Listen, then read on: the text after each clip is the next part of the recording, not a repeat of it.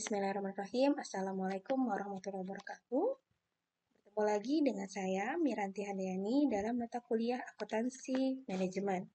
Pada pertemuan ini, kita akan membahas mengenai sistem penentuan biaya pokok proses. Agendanya, kita akan membahas yang pertama, pemahaman perbandingan antara perhitungan harga pokok pesanan yang sebelumnya sudah kita pelajari dan harga pokok proses. Kemudian pemahaman unit ekuivalen produksi, kemudian yang ketiga pemahaman perhitungan dan pembebanan biaya, dan yang terakhir pemahaman perhitungan biaya operasi. Sistem penentuan biaya pokok proses yaitu sistem penentuan biaya pokok yang dipakai oleh perusahaan-perusahaan yang menghasilkan produk yang serupa atau mempunyai aliran produksi yang terus-menerus. Karakteristik perusahaan yang berproduksi secara proses, yang pertama, proses pengolahan produk terus-menerus, yang kedua, produk yang dihasilkan merupakan produk standar, dan yang ketiga, produk yang ditujukan untuk mengisi persediaan gudang. Di sini ada beberapa perbedaan antara metode biaya pokok pesanan dan biaya pokok proses. Dasar kegiatannya untuk biaya pokok pesanan itu berdasarkan pesanan dari customer. Sedangkan untuk biaya pokok proses, dasar untuk melakukan suatu kegiatan adalah adanya budget produksi. Kemudian, untuk tujuan produksi, untuk biaya pokok pesanan, untuk melayani pesanan, sedangkan kalau biaya pokok proses itu tujuannya adalah untuk persediaan yang akan dijual, membuat persediaan untuk dijual. Kemudian biaya pokok pesanan itu bentuk produksinya tergantung spesifikasi pesanan maunya seperti apa. Sedangkan kalau biaya pokok proses itu homogen, standar, sama semua gitu ya. Kemudian biaya produknya dikumpulkan untuk biaya pokok pesanan pada setiap pesanan, sedangkan ini kalau biaya pokok proses berdasarkan setiap satuan waktu. Kemudian waktunya untuk menghitung biaya produk itu kalau biaya pokok pesanan pada saat pesanan selesai, sedangkan kalau biaya pokok proses itu pada akhir periode. Kemudian menghitung harga pokoknya kalau biaya pokok pesanan itu jumlah produk pesanan yang bersangkutan, hubungannya dengan jumlah produk pesanan yang bersangkutan. Sedangkan kalau biaya pokok proses, menghitung harga pokoknya itu terkait dengan periode yang bersangkutan. Contohnya untuk perusahaan yang menggunakan biaya pokok pesanan itu percetakan dan kontraktor. Ya, jelas ya, dia memenuhi semua kriteria ini ya, percetakan dan kontraktor. Sedangkan perusahaan yang menggunakan metode biaya pokok proses itu ada semen, tekstil, garment, dan sebagainya, makanan, biskuit gitu kan juga ya, produk pabrik lah ya. Kemudian kita metode harga pokok proses satu departemen. Jadi di sini ada satu dan yang dua departemen. Kita hitung dulu yang satu departemen. Ada PT ISA Remendi mengolah produknya secara massal melalui satu departemen produksi. Biaya yang dikeluarkan selama bulan Januari 2000X1 adalah ada biaya bahan baku 5 juta, biaya bahan penolong 7.500.000, biaya tenaga kerja 11.250.000, biaya overhead pabrik 16.125.000, total biaya yang sudah dikeluarkan adalah 39.875.000. Jumlah produk yang dihasilkan ada barang jadi sebanyak 2.000 kg, barang dalam proses itu ada 500 kg, di mana 500 kg ini terdiri dari pemakaian bahan baku 100%, bahan penolong juga 100%, pemakaian tenaga kerja 50%, dan pemakaian biaya overhead 30%. PT ISA Remendi membuat laporan biaya produksinya seperti ini. Ada data produksi yang dimasukkan dalam proses itu 2.500, di mana rinciannya produk jadi yang ditransfer ke gudang sama produk dalam proses akhir ada 500 tadi ya. Kemudian biaya dibebankan pada bulan Januari, kan ada tadi ya, diketahui ada biaya bahan baku, biaya bahan penolong, biaya tenaga kerja, dan BOP-nya ada 39.875.000. Nah, ini tidak dibebankan semua, tapi tergantung dengan variabel tadi ya. Ada 100% dibebankan, 50%, ada yang 30%. Nah, biaya bahan baku sama biaya bahan penolong itu kan tadi formatnya 100% ya, 100%. Sehingga unit ekuivalennya adalah ya semuanya 2.000 dan 500. Jadi ada 2.500 kilogram ya sama-sama. Sedangkan untuk biaya tenaga kerja sama BOP-nya, biaya overhead pabrik, kalau biaya tenaga kerja kan hanya dipakai yang 500, kalau yang 2.000 oke barang jadi semuanya. Tapi yang untuk barang dalam proses kan untuk 500 kilo tadi biaya tenaga kerja hanya masuk 50%. Nah, itu 2.000 ditambah 50% dari 500. Jadinya 250. Jadi total unit ekuivalennya 2.250. Sedangkan biaya overhead pabriknya ini ada sama ya. 2.000 ditambah 500 dikali dengan 30%. Jadi 2.000 tambah 150, jadi 2.150 untuk unit ekuivalen BOP. Ini harga produk per unit, nah berapa? Nah tinggal dibagikan dengan unit ekuivalennya, biayanya 5 juta, unit ekuivalennya 2.500, maka harga pokok per unitnya itu 2.000, 5 juta dibagi 2.500. Untuk biaya bahan penolong 3.000, kemudian biaya tenaga kerja 5.000 dan biaya overhead pabrik 7.500. Totalnya HPP per unit untuk satu produk berarti ya 17.500.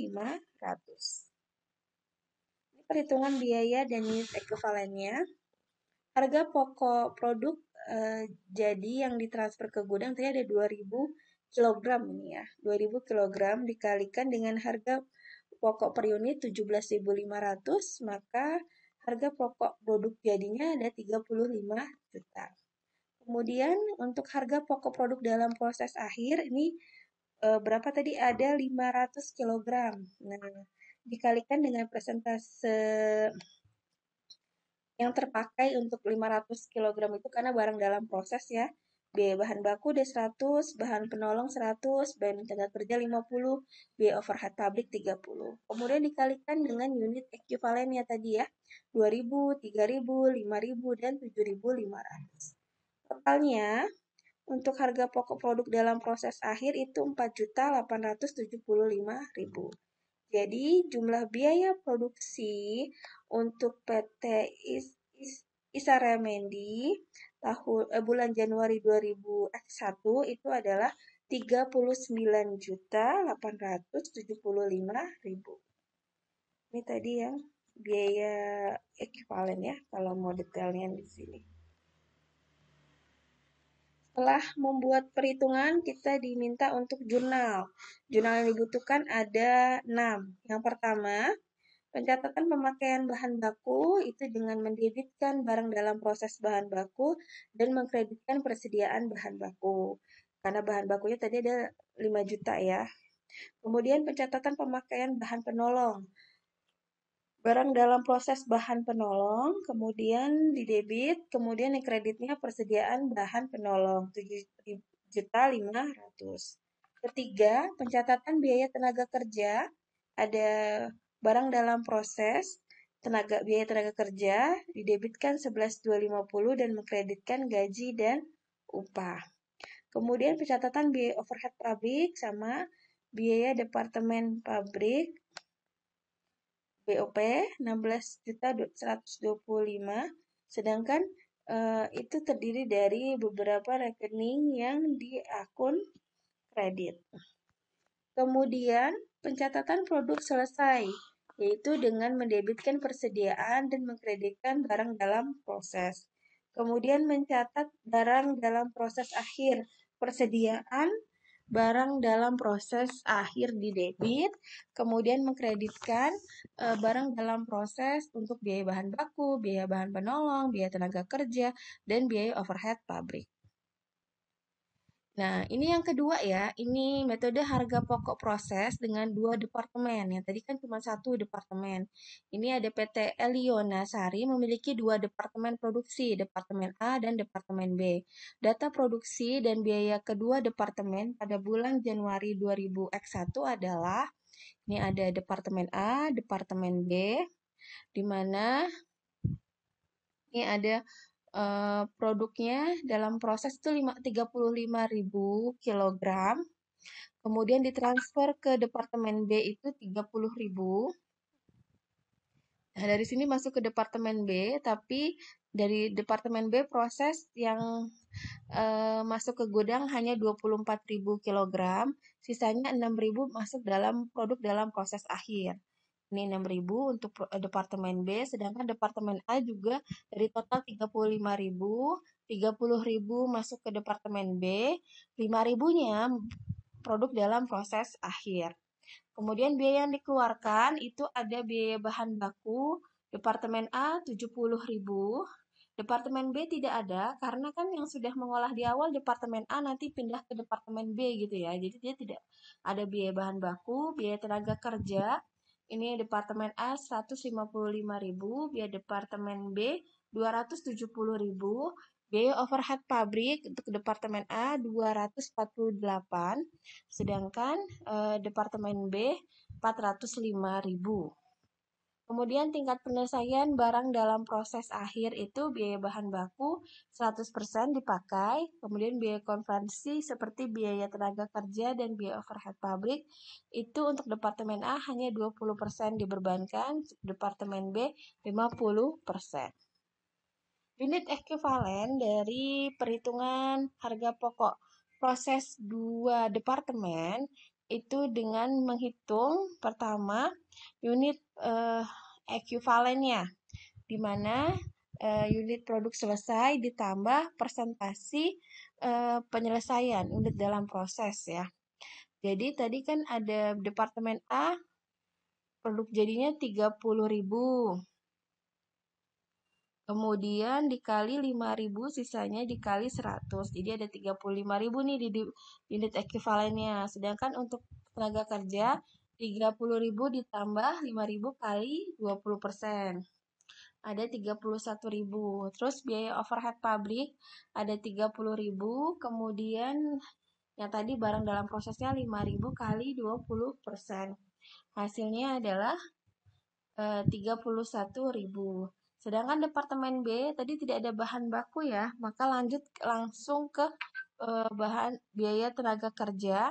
Itu ada 30.000 ditambah. Nah, dalam prosesnya kan dia berapa tadi? Sisanya 6.000 ya. 6.000 kali 50%, kemudian biaya overhead pabrik 30.000 tambah 6.000 kali 50%. PT Eliona Sari membuat laporan biaya produk Departemen A bulan Januari 2000X, yaitu ada data produksi dimasukkan dalam proses tadi ya 35.000, kemudian produk dalam jadi ditransfer ke Departemen B itu ada 30.000, kemudian produk dalam proses akhir 5.000, sehingga jumlah produk yang dihasilkan 35.000 kilogram.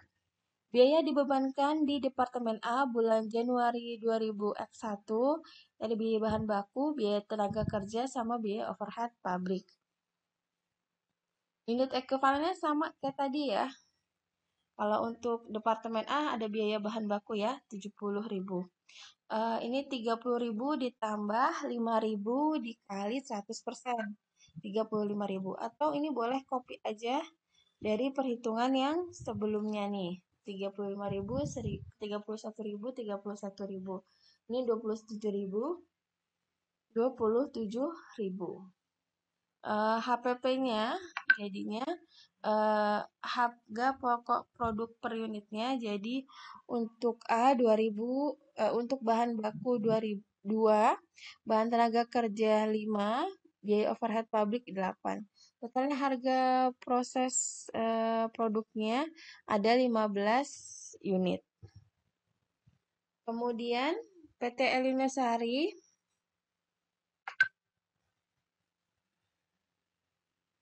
untuk Departemen B sekarang ada berapa? Departemen B yang menjadi produk jadi atau ditaruh gudang ada 24.000 dikali 40 ya, jadi 960. Kemudian harga pokok produk dalam proses akhir itu menghitungnya adalah dengan menambahkan harga dari Departemen A ditambah biaya tenaga kerja ditambah biaya overhead pabrik. Jadi total harga pokok produk dalam proses B itu ada 165.000 dan jumlah biaya produksi Departemen B Januari 2021 adalah 1.125.000. Jurnal yang dibutuhkan yaitu jurnal untuk mencatat pemakaian bahan baku, yaitu dengan mengkreditkan persediaan bahan baku, mendebitkan barang dalam proses bahan baku Departemen A. Jangan lupa kasih info departemen apa karena ini ada 2 departemen ya.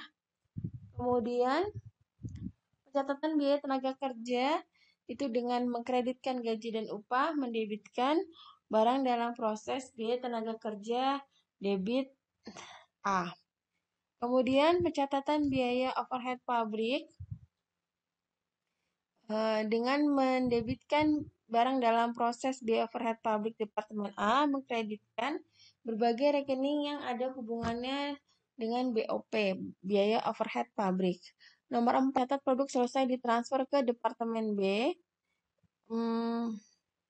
dengan mendebitkan barang dalam proses biaya bahan baku Departemen B, kemudian mengkreditkan barang dalam proses bahan baku, biaya tenaga kerja, biaya overhead pabrik.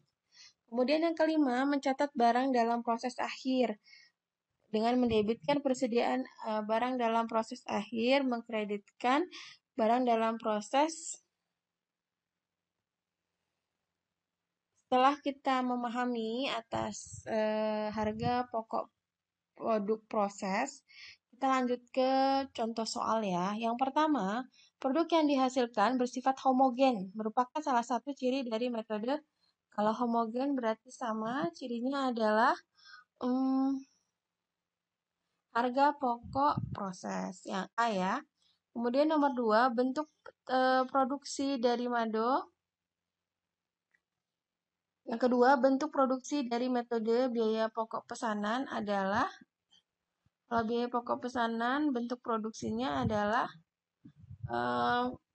fleksibel atau juga bisa heterogen, pokoknya sesuai dengan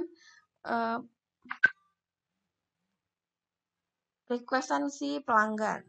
Kemudian nomor 3, dalam metode biaya pokok proses, kapan biaya produk dikumpulkan?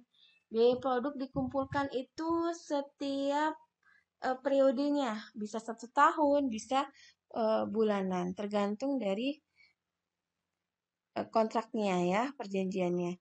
Kemudian jurnal untuk mencatat pemakaian bahan baku untuk Departemen 1 yaitu persediaan barang dalam proses di debit dan mengkreditkan